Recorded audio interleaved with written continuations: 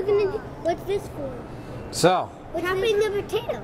Alka-Seltzer, silver, potato. If it's big, most of the stuff is on the inside, and a little bit's on the outside. But we make little particles. What's this for? It's all on the outside, and none of it's on the inside. And so, finally, we come to our last part, fire. So now, if everybody can move to that end of the table, because I'm going to be doing fire, and this is why I've got my goggles on. Just because I want everybody to be safe. There we go, fire. Fire, light the candle. There we go. So, metal. If I try to light this piece of metal on fire, nothing happens. Because most of the atoms in the metal are on the inside, and they take all the heat away. But steel wool is really thin metal. Make sure to hold the steel wool and the potato with the tongs. The steel wool because it's on fire, and the potato because it's good role modeling for people. Goggles, all that. And so most of the atoms in the steel wool are on the outside. Can I? And this is really wet, so I don't know what's going to happen. Oh, yeah, but it'll still burn. Because the heat can't get to the inside because there is no inside. It's all outside. Yeah, that's why I have this bucket of water right here. And now people are looking at making nanoparticles of aluminum. Particles that are just 100 atoms wide, where all the atoms are on the outside, and so it'll burn really well in rocket fuel or gasoline. So this is the most dangerous part, so you have to stay over there. And you three people over here probably will also want to move over to that side. When you're dealing with lycopodium, be really careful to not breathe in. Lycopodium is bad for you, and obviously be very careful with the fire.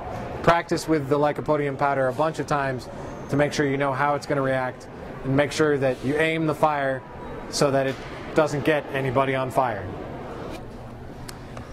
This is lycopodium. No. This is a moss that grows in the forest.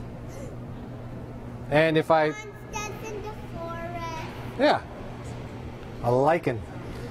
So the thing is that this moss has really, really tiny spores, tiny seeds, which I have here in this jar. And so these spores, because they're so small, have a lot of outside, a lot of surface area, and not a lot of inside.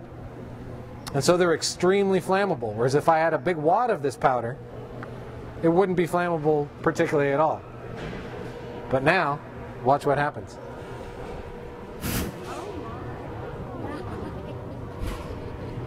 And that's because when things get really small, they act different. They have different properties than when they're really big. Can you use more in it this time? I don't need to use more, just a little bit. Because they're so small, I don't need a lot. So here we go, one last time. Lycopodium powder.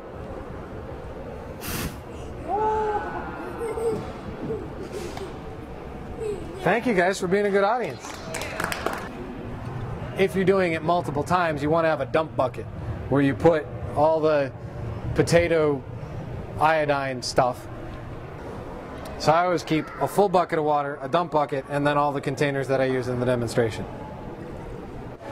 And the last thing to make sure you do between demos is the big giant accordion contraption to refold it so that you can easily deploy it. It takes a few seconds to fold back into shape.